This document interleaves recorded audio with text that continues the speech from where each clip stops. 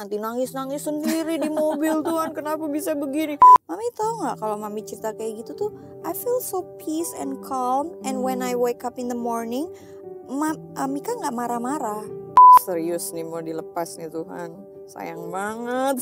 Nggak kepikir untuk bisa membangun sebuah relationship lagi. Nah itu dia, itu aku tuh lagi deal sama Tuhan nih, nego-nego nih. Ya, di saat kita selalu berada di titik terendah dan kita sadar bahwa kita salah, what is the first thing that you normally do yang Mbak Nafa lakukan untuk bisa mutar balik lagi dan aku ambil sikap langsung sih, maksudnya jaga kekudusan waktu itu. Langsung bener-bener aku ngambil sikap, aku kan tahu destiny aku apa. Karena aku ngalamin Tuhan. I know my purpose in life apa. Jadi aku balik lagi ke situ. Dimana memang sejujurnya memang setiap kali Tuhan ini sebenarnya bisa begini apa enggak sih? Tuhan bilang kamu kan tahu nggak bisa gitu loh, ngerti? Aku nggak bisa ngomongin gitu. Yeah. Kamu kan nggak tahu nggak bisa nak gitu kan. Oh gitu ya, iya. Aku tahu kok kamu bisa, katanya gitu. Maksudnya bisa ngelakuin itu. Yeah. Terus aku bilang, bisa kok Tuhan. Aku kan cinta sama kowe, aku bilang gitu kan. Ya udah, tetap ada di dalam aku ya nak, Tuhan bilang kayak gitu kan. Supaya kamu tetap tahu di situ. Terus aku bilang iya. Ya bantu aku ya Tuhan ya. Aku biasanya kayak gitu sih gitu. Jadi there is something yang aku memang nggak bisa share sama orang. Apa sih gitu kan, tapi itu cuman aku sama Tuhan aja. Yeah, okay. Tapi if your purpose in life, yeah.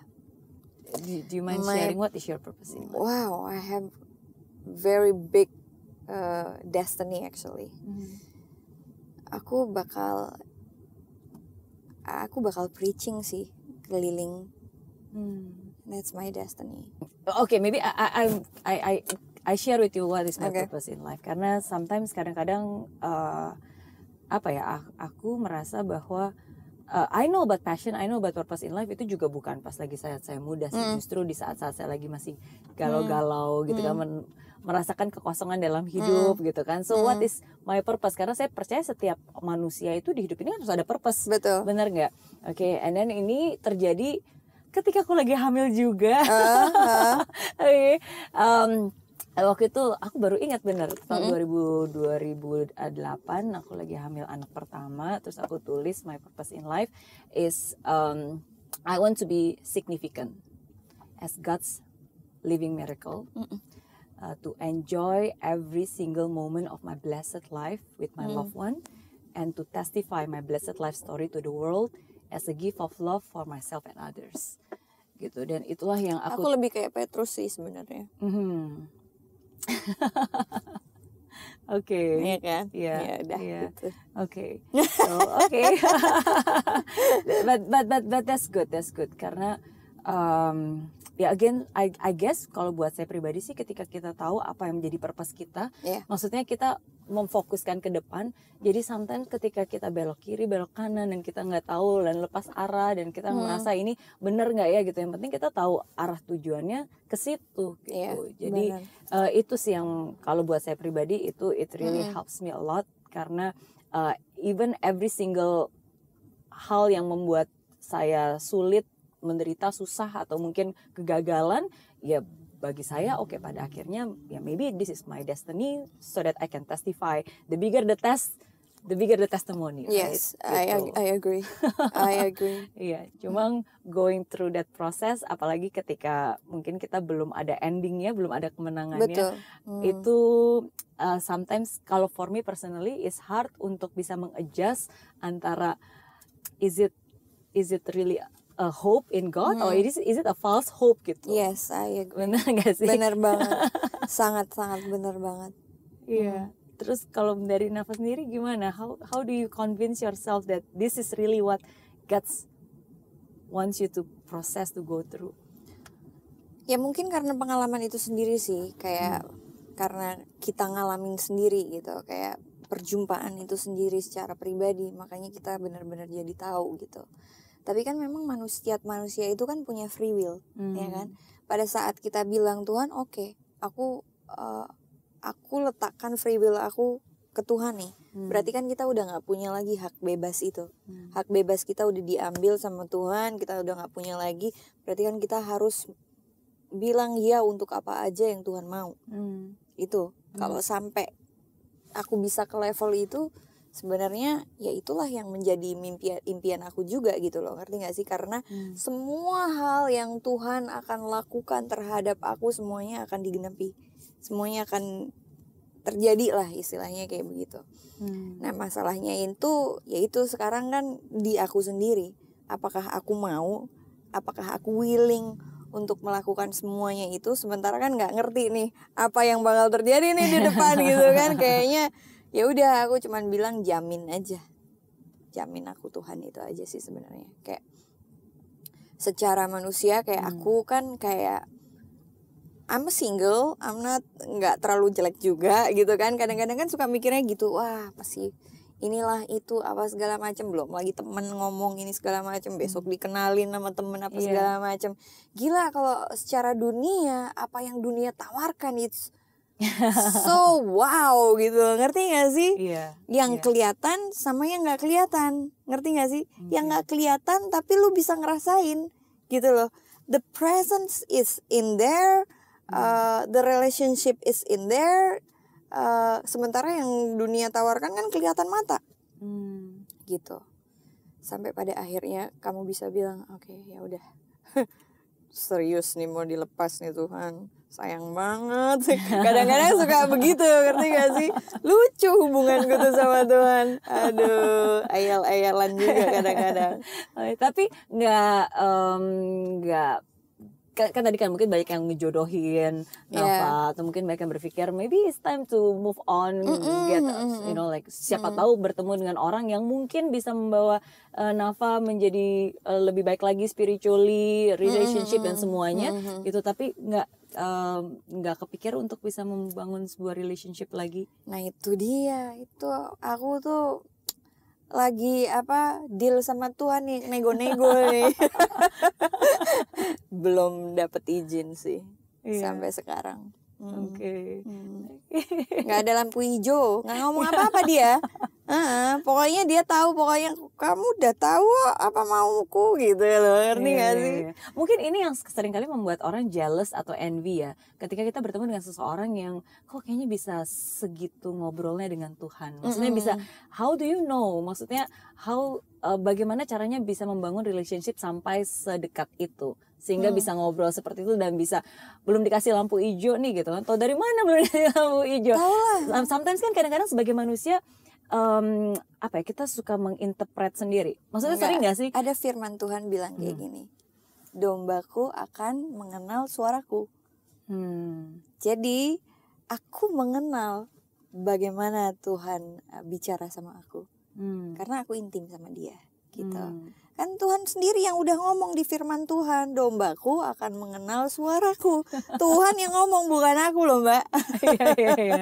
Jadi dia sendiri, bagaimana sesuatu hal yang kudus, pada saat kita juga hidup kudus, kita punya keintiman sama Tuhan, kita bergaul karib sama Tuhan, kita tiap hari juga ngobrol sama Tuhan, kita mau ngomong seadanya, ngomong seperti sahabat. Kadang-kadang aku juga marah-marah sama Tuhan, nanti minta maaf lagi, nanti nangis-nangis sendiri di mobil. Tuhan kenapa bisa begini, aku benci sama orang itu apa segala macam. Tiba-tiba nanti Tuhan ampunin aku karena aku udah ngelepasin rasa benci. Aku kebaskan semua spirit kebencian dalam nama Yesus, keluar. Nanti doa peperangan sendiri, ngerti gak sih? Karena because when you have a relationship with God, you will know mana yang Tuhan, mana yang diri kamu gitu. Karena yang keluar dari diri aku itu tidak ada yang benar, tidak ada yang kudus, tidak ada yang bisa sesuatu hal yang real. Semuanya palsu. Tapi yang keluar dari Tuhan itu selalu ada pengakuan dari orang lain juga, ada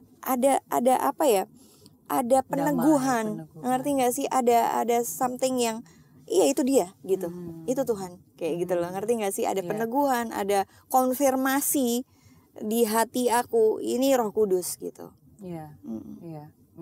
Dan ketika doa kita belum terjawab sama Tuhan, apa yang harus kita lakukan? Sebenarnya itu juga udah jawaban, berarti belum waktunya aja. Berarti kita manusia yang maksa ya, kita bilang doa kita kok belum dijawab ya, sebenarnya udah dijawab. Jawabannya adalah gitu. no atau not yet gitu ya. Itu juga udah jawaban sih sebenarnya. Gitu loh Mbak Mary, aduh kita jadi banyak ngomongin soal Tuhan nih. Okay. No, because I think for me personally, kalau kita ngomongin dari zero to hero, terus kita jatuh lagi. Kalau menurut saya sih satu hal yang membuat kita bangkit lagi itu selalu pasti ya relationship kita dengan Tuhan, kepercayaan kita sama Tuhan, seyakin apa gitu bahwa kita tahu bahwa kita punya chance untuk bisa dimaafkan, untuk bisa balik lagi, untuk bisa membenarkan lagi gitu. Dan and I think I love talking. Mungkin ini nggak not according to plan karena kita jadi ngomongin. Iya makanya aku pikir kita bakal bahas soal bisnis atau apa gitu kan ya. Tapi it's Tuhan luar biasa. Luar biasa. Oke, tapi menurut saya I always believe the quality of our life it really depends on the quality of our relationship. Gitu. Tapi ternyata bukan hanya relationship with our loved one, our friends, tapi most importantly the relationship with God gitu. And it really the quality of our life it really depends on the quality of our relationship kita dengan pencipta kita gitu, seperti apa gitu. Dan sometimes ya gitu, mungkin sebagai manusia kita kan nggak sempurna, jadi kita suka salah menginterpret, salah berpikir sesuai dengan pemikiran kita sendiri, dengan kemauan kita sendiri. Ya, kayak aku sama Mika kita tuh tim yang sangat kompak banget gitu kan. Jadi kalau aku lagi suam-suam kuku gitu, dia biasa tahu gitu. Mami kok udah lama sih nggak doa, kayak udah seminggu gitu. You don't listen to khotbah, you don't listen to shocking music. Terus Mami nggak cerita-cerita soal Tuhan lagi malam-malam sama Mika. Mami tahu nggak kalau Mami cerita kayak gitu tuh, I feel so peace and calm. And when I wake up in the morning, Mika nggak marah-marah. Dan Mika bisa dibangunin tanpa Mami bangunin. Nah ini nih salah Mami nih. Ini pasti ada apa-apa nih sama Mami. Dia bisa kayak gitu. Umur berapa Mika? 9. Okay. Ya, pasti Mami ada apa-apa nih sampai Mika bangun pagi marah-marah. Itu karena Mami gak doa-doa lagi. Gitu, ngerti gak sih? Terus kan kalau Mami gak doa ya adek dong. Kan Mika masih kecil, harusnya Mami jadi contoh dong. Dia bisa ngomong kayak gitu. I need your guide, katanya gitu kan. Terus dia bilang, apa sih tadi malam dia bilang, Mami tolong dong itu Superbook-nya di bahasa Indonesiain, banyak anak-anak Indonesia yang nggak ngerti artinya apa. Dia bilang gitu. Oke, nanti Mami ngomong sama orang Superbook ya, Mami. Apa yang sudah kamu tanamkan bibit ke Mika itu is really a blessing. Jadi aku kayak selalu pas waktu kalau aku lagi bener-bener lagi down atau apa segala macem, dia itu bener-bener kayak malaikat yang ini ngejagain aku gitu. Aku tuh ngomong sama Tuhan tuh kayak gitu, nangis. Mika cuma ngeliatin gitu.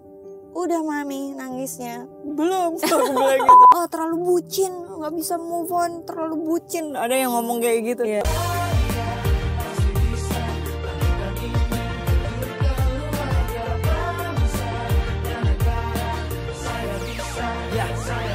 Laksana bumi tanpa hujan, hidup tanpa tujuan, kering dan mati tanpa hijaunya tumbuhan. Demikian kala mimpi tak kunjung terjadi,